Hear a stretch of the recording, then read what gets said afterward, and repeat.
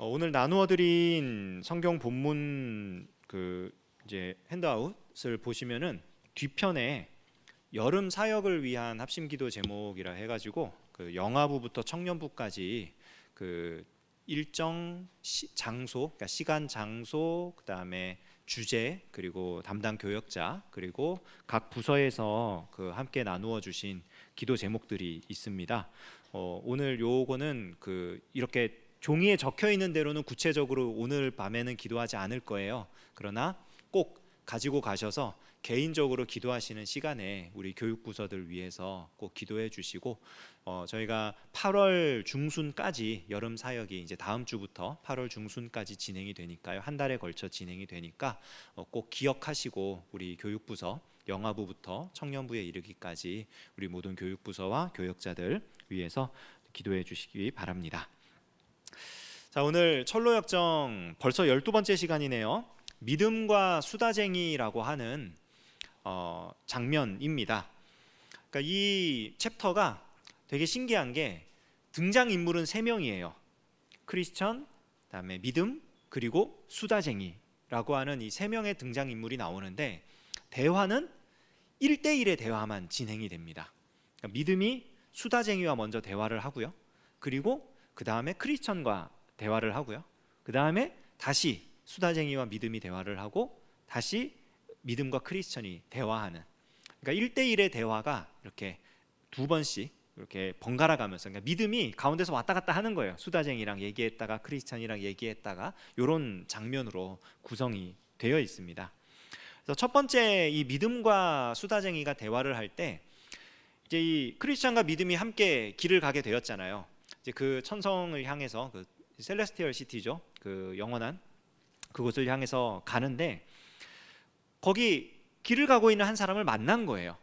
근데 이 사람을 봤더니 어떻게 생겼냐면 첫 번째 그림 한번 보여주시겠습니까?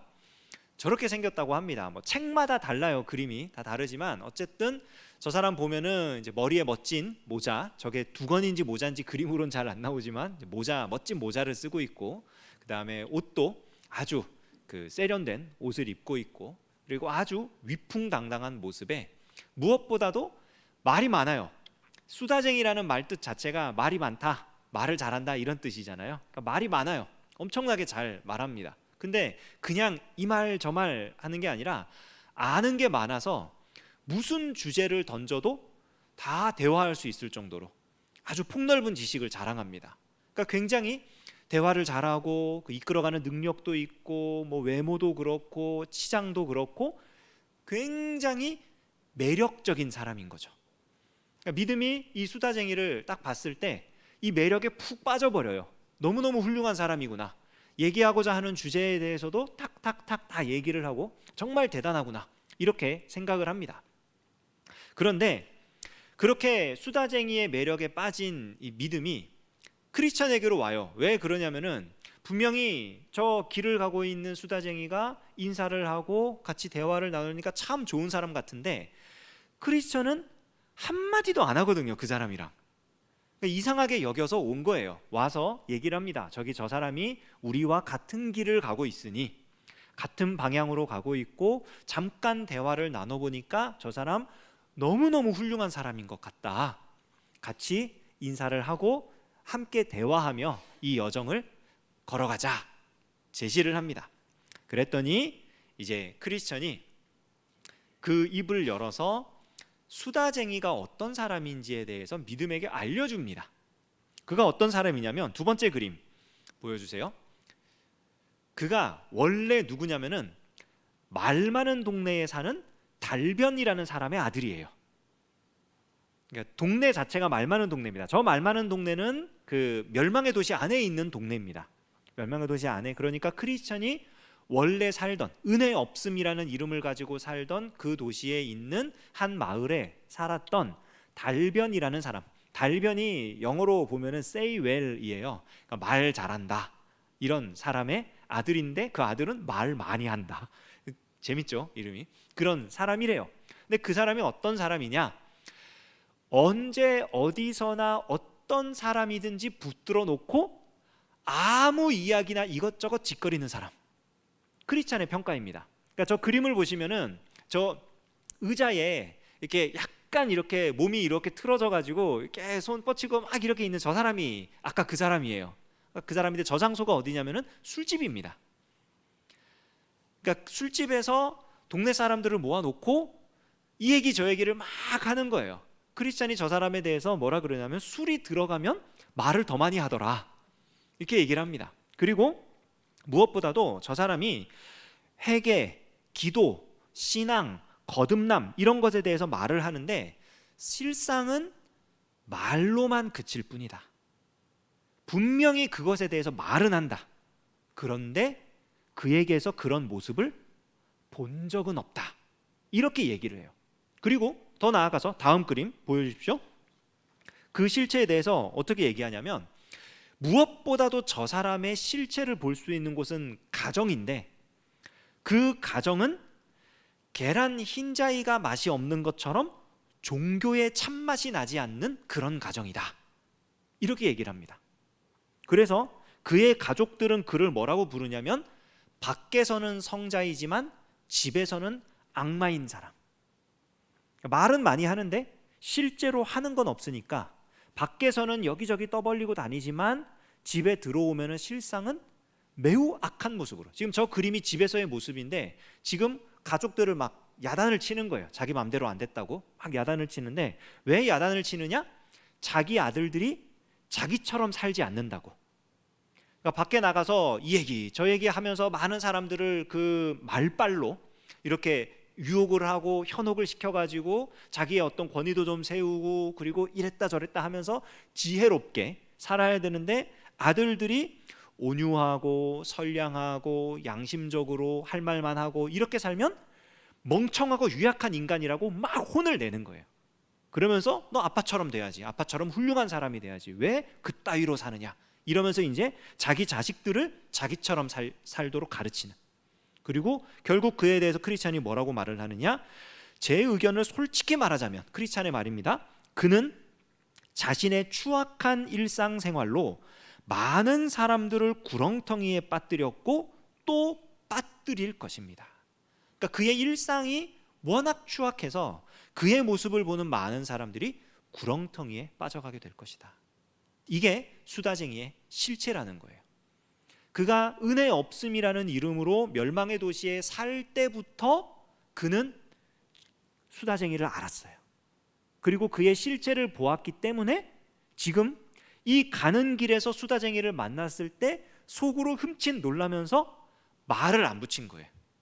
말하는 순간 그의 그 말솜씨에 현혹될 수도 있고 또 그가 하는 그 수많은 말 때문에 쓸데없이 시간을 보낼 수 있기 때문에 아예 그 사람과 대화하지 않는 방법을 선택을 했던 거죠. 여기까지 듣고 이제 믿음이 걱정이 되죠.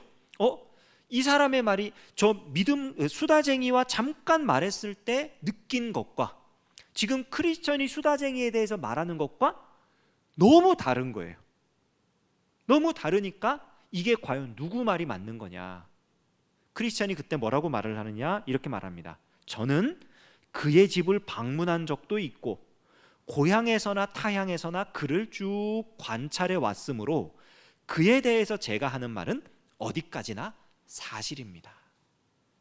그러니까 크리스천은 지금 저 수다쟁이의 삶을 봐왔다는 거예요. 그의 모든 삶을 지금 이 길에서 잠깐 본 모습이 아니라 그가 집에서 어떻게 사는지, 그가 자기 직장에서 어떻게 살아가는지, 그가 동네에서 어떻게 살아가는지 그 모습들을 그가 쭉 봐왔기 때문에 자신 있게 말할 수 있는 거예요. 확신을 가지고. 왜? 자기가 봐왔던 모습 그대로를 정직하게 말하는 거거든요.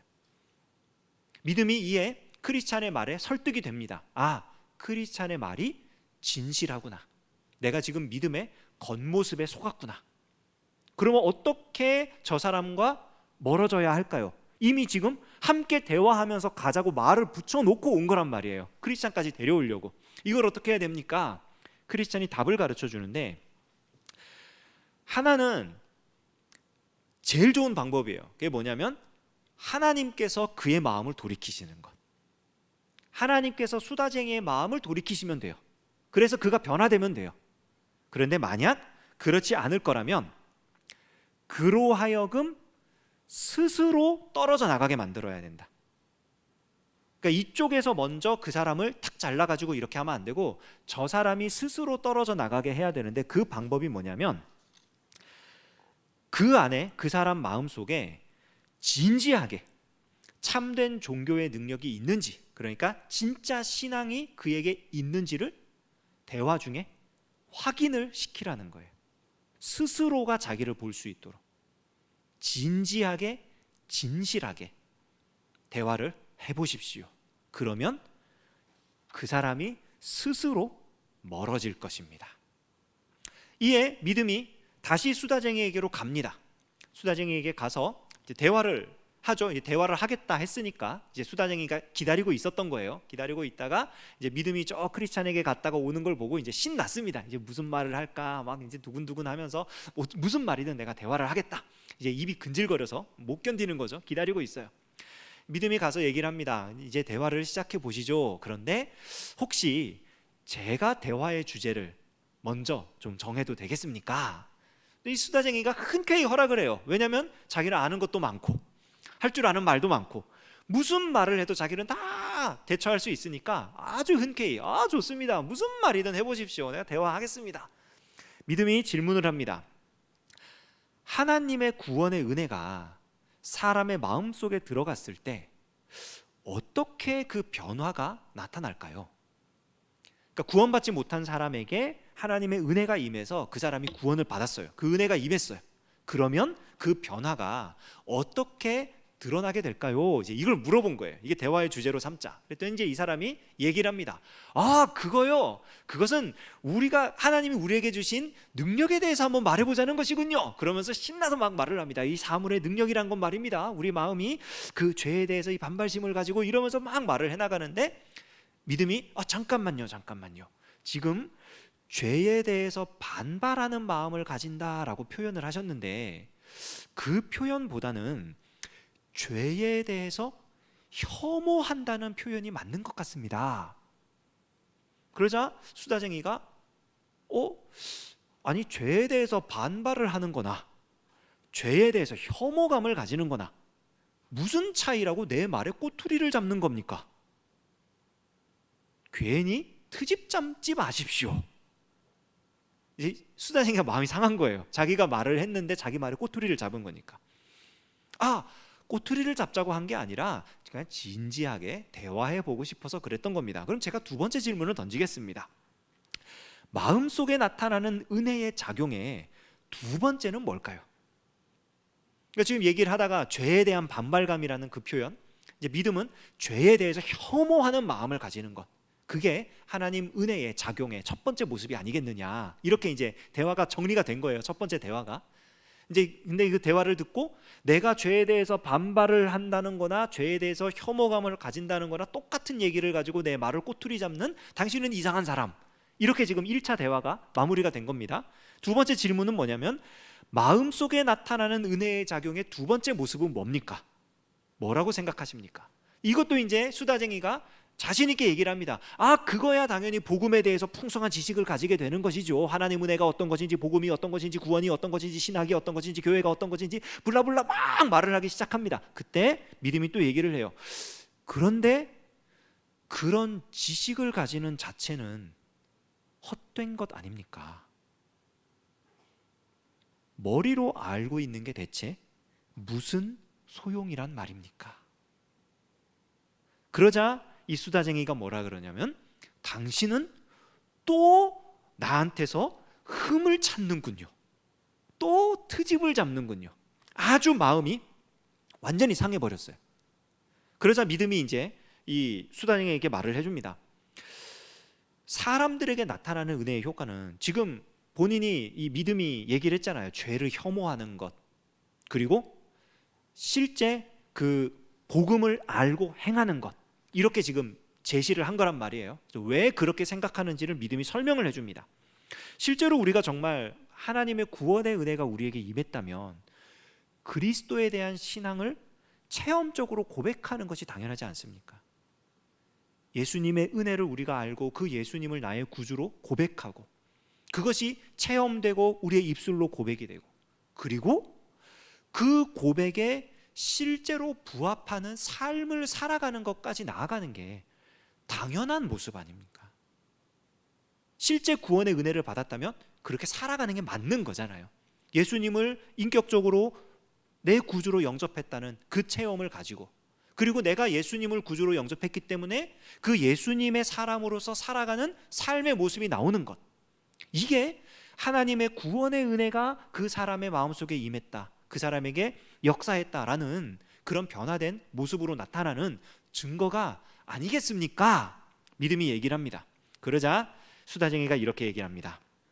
당신은 나와 대화하고 싶은 마음이 없나 보군요.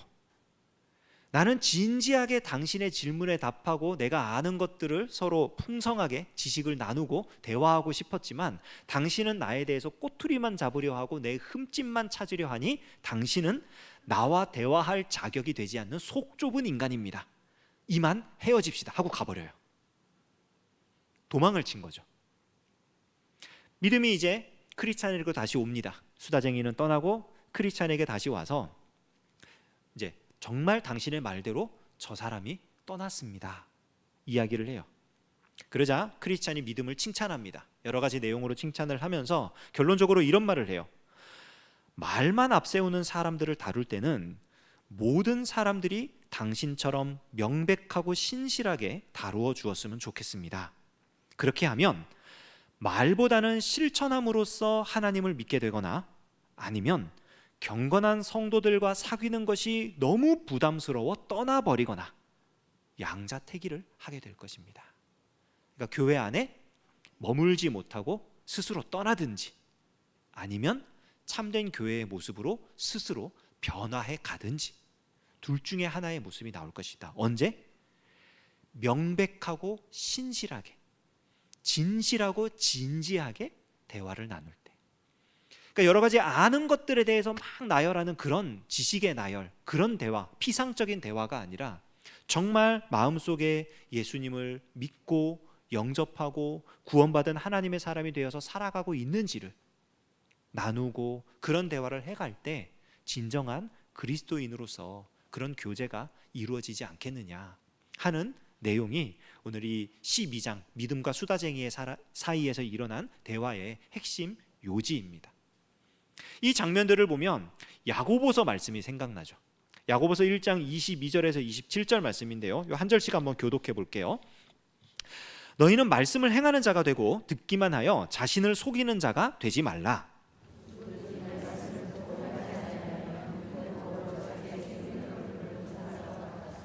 제 자신을 보고 가서 그 모습이 어떠했는지를 곧 잊어버리거니와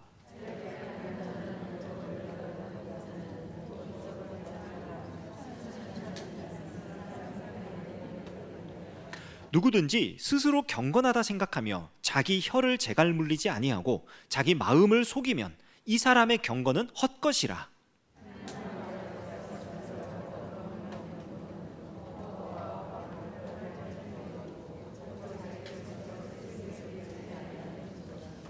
아멘. 야고보 사도도 얘기를 합니다. 말씀을 듣고 행하는 자가 되어라. 듣기만 하고 행하지 않음으로써, 알기는 아는데 삶이 따르지 않음으로써 속이지 말라는 거예요. 자기 마음을 속이지 마라. 이게 굉장히 위험한 게 뭐냐면 자기 마음을 속이는 거예요. 그러니까 내가 복음에 대해서 알아요. 예수님에 대해서 알아요. 하나님에 대해서 알아요. 은혜에 대해서 알아요. 그래서 이런 것들을 얘기하다 보니까 자기가 정말 그 은혜 가운데 사는 사람인 줄 착각하는 거예요. 실제로 자기 삶에는 은혜의 열매가 하나도 없는데, 서로 사랑하라? 절대 사랑하지 않는데 자기는 서로 사랑하라는 말씀을 아니까 자기는 사랑하는 사람인 줄 착각하는 거예요. 도적질하지 말라? 자기는 도적질하지 말라는 말씀을 아니까 남의 것을 도적질하면서도 도적질하지 말라는 그 말씀을 지키고 있다고 생각을 하는 거예요. 왜? 그 말씀을 알고 있으니까. 내가 성경 말씀을 많이 아니까 나는 그 말씀대로 살고 있다? 엄청난 착각입니다. 그거는 자기를 속이는 것이고 하나님 앞에서 잘못 살고 있는 거예요. 수다쟁이와 같이 살아가고 있는 것입니다. 우리가 우리 자신을 칭찬해. 내가 이만큼 알고 있고, 내가 이렇게 오랫동안 신앙생활을 해왔고, 내가 엄청나게 많은 이런 지식을 가지고 있고, 어떤 그런 경륜을 가지고 있고, 막 스스로 자랑한다 한들, 실제로 그 사람의 삶 속에 예수 그리스도를 믿고 그 하나님의 은혜 가운데 살아가는 그 삶의 열매가 없으면 하나님으로부터 칭찬받을 일은 기대할 수가 없는 거예요. 고린도후서 10장 18절, 옳다 인정함을 받는 자는 자기를 칭찬하는 자가 아니요 오직 주께서 칭찬하시는 자니라. 내 입으로 내가 나 스스로를 칭찬하는 건 의미가 없다는 거예요. 그거는 오히려 자기 자신을 잘못 보고 있을 확률이 굉장히 높은 거죠. 우리는 오히려 우리 자신의 모습을 볼 때에 내가 얼마나 많이 알고 있고 내가 얼마나 많은 것들을 하고 있는 그것보다는 내가 얼마나 예수님을 사랑하고 있는지를 체크해야 되는 거예요. 요한복음 14장 15절, 너희가 나를 사랑하면 나의 계명을 지키리라. 여기서 말씀하시는 나의 계명이 뭡니까? 서로 사랑하라. 그러니까 사랑의 행위를 하라는 거예요.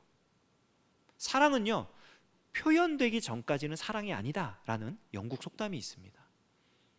사랑이라고 하는 거는 내가 혼자 속으로 가지고 있으면 사랑이 아니에요. 다들 첫사랑의 아픔 경험해 보셨죠? 첫사랑이 왜 아픕니까? 10중 8구 혼자 사랑하는 짝사랑이거든요. 나 혼자 사랑해. 저 사람 내가 사랑하는지 안 하는지 표현도 못해. 그냥 창피하고 부끄러워가지고 그런 것도 못하고 혼자 끙끙 앓다가 시간이 지나면서 아, 사랑이 아니었나 봐 이러고 그냥 끝나요. 속상하죠. 아프죠. 근데 그건 사랑이 아니라는 거예요. 진짜로 내가 저 사람을 사랑한다, 내가 저 사람을 아낀다, 그러면 액션이 나오게 돼 있는 거예요. 저 사람이 좋아하는 행동을 하든지 저 사람이 좋아하는 말을 하든지 무언가 그 사람 때문에 변화되는 어떤 것이 나타나는 거죠. 우리가 예수님을 사랑한다고 하면 예수님에 대해서 많이 아는 것보다 중요한 게 뭐냐면 예수님이 기뻐하시는 삶을 사는 거예요. 행동을 하는 거예요. 말뿐만이 아니고. 야고보서 2장 26절, 아주 유명한 말씀이죠. 영혼 없는 몸이 죽은 것 같이 행함이 없는 믿음은 죽은 것이니라. 행함이 없는 믿음은 믿음이 아니라는 거예요. 그건 착각입니다. 이런 말씀이 신약에만 있습니까? 아니에요. 시편에도 있습니다. 시편 50편 23절, 감사로 제사를 드리는 자가 나를 영화롭게 하나니 그의 행위를 옳게 하는 자에게 내가 하나님의 구원을 보이리라. 행위 구원을 말하는 말씀이 아니에요. 하나님의 구원을 받은 자는 하나님을 영화롭게 하는 삶을 살아간다는 말씀입니다. 이거는 구약이든 신약이든 성경 전체를 관통해서 나와요. 구약시대 이스라엘 백성들이 왜 심판을 당했습니까? 그들이 제사를 멈춘 적이 없어요. 성전이 있는 동안 하나님께 드리는 제사, 매일 드리는 번제와 절기 때 드리는 모든 제사와 이런 것들을 멈춘 적이 없다고요. 단 한 번도. 지켰어요. 온전하게 지키진 못했지만 다 지켰단 말이에요. 그런 것들을. 근데 왜 하나님이 그들을 심판하십니까? 그들의 삶에 정직과 공의가 없었기 때문이에요. 성실하고 의로운 삶을 살아가야 되는데 이스라엘 백성들이 그렇게 살지 못하니까 하나님이 그들을 심판하신 거예요. 결국에는 성전도 소용없게 만들어 버리시죠. 하나님이 그렇게 만든 게 아니죠. 이스라엘 백성들이 그렇게 만든 겁니다. 수다쟁이의 모습이 그걸 여실히 보여주는 거예요. 결국 우리는 그런 사람들을 어찌해야 됩니까? 디모데후서 3장 5절, 경건의 모양은 있으나 경건의 능력은 부인하니 이 같은 자들에게서 내가 돌아서라. 아까 크리스찬이 했던 말과 똑같은 말입니다. 그들이 하나님께서 그들의 마음을 변화시켜 주셔서 회개하고 돌아서서 참된 그리스도인의 모습으로 살아가든지 아니면 그들 스스로 떠나가도록 하든지, 양자택일의 문제예요. 맞춰줄 수가 없는 문제입니다. 이것은. 크리스찬과의 대화를 마무리하면서 믿음이 이런 노래를 불러요. 제가 나누어드린 종이에도 써놨는데, 처음엔 날개를 펼쳐 올리며 득이양양하던 수다쟁이 얼마나 용감하게 말을 했던가. 모든 사람들을 그의 능변 앞에 굴복시킬 듯이 도도하던 수다쟁이, 믿음이 흉금을 터놓고 진실을 이야기하자 둥근 달이 이지러지듯 그의 기세도 기울어 결국은 떠나버렸네. 누구에게나 흉금 터놓고 진실을 이야기할 때 다 그처럼 될 것이라. 흉금을 터놓고 진실을 이야기할 때, 여러분 이게 뭡니까? 내가 예수 그리스도를 정말 나의 구주로 영접하고 있는지, 죄에 대해서 혐오감을 가지고 내 이전의 삶에 대해서 정말 내가 하나님을 대적하는 사람이었다고, 내가 살인자였고 내가 죄인이었고 내가 죽을 수밖에 없는 존재였다고 인정하고 하나님의 구원의 은혜를 받아들인 사람인지, 그리고 그렇기 때문에 지금 나의 삶이 변화되어서 하나님의 은혜로 말미암아 변화되어서 다르게 살아가고 있는지, 다르게 살기 위해 노력하고 있는지, 예수님의 사람으로서 예수님처럼 살려고 애쓰고 있는지, 그것을 솔직하게 터놓고 이야기하는 게 흉금을 터놓고 진실을 이야기하는 거예요. 겉으로 가리고 속으로 숨기고, 나는 신앙생활을 잘하는 사람이야, 나는 성경을 이만큼 알고 있어, 나는 교회에 대해서 아주 많은 지식을 가지고 있어, 이렇게 자기를 포장하는 것이 아니라 예수님에 대해서 나는 이렇게 생각해, 예수님은 이런 분이야, 나의 삶을 돌아보니 내가 말씀대로 살아가고 있는지 그렇지 않은지 확인할 필요가 있어. 정직하게 우리의 모습을 드러내고 이야기를 나눌 때 거기서 성도의 교제가 시작되는 거예요. 거기서 하나님의 은혜가 더욱 강화되는 겁니다.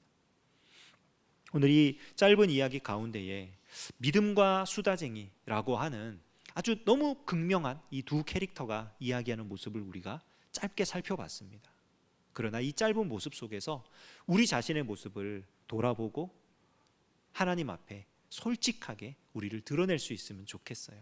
우리가 믿음의 모습인지, 수다쟁이의 모습인지, 아니면 크리스천의 모습인지, 우리의 모습을 돌아보면서 하나님 앞에, 하나님, 우리의 입술이 무언가를 떠벌리기 전에 우리의 삶이 열매를 맺게 하시고, 우리의 외양이 사람들 앞에 좋아 보이기 전에 우리의 중심이 하나님 앞에 바르게 되도록 은혜를 내려달라고, 우리의 삶을 돌아보고 우리의 모습을 정직하게 하나님 앞에 내어놓는 저와 여러분 되시기를 주님의 이름으로 축원합니다.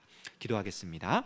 하나님 아버지, 주님이 우리를 사랑하셔서 구원해 주시고 예수님을 믿고 살아갈 수 있도록 삶을 허락하셨음을 감사드립니다. 우리가 살아가는 동안 우리의 모든 삶의 현장에서 하나님께서 기뻐하시는 복음의 열매가 맺히게 하여 주시옵소서. 예수님이 나의 주인이시라는 사실을 하나님 우리의 모든 삶을 통해서 온전히 드러내게 하여 주시옵소서. 예수님의 이름으로 기도합니다. 아멘.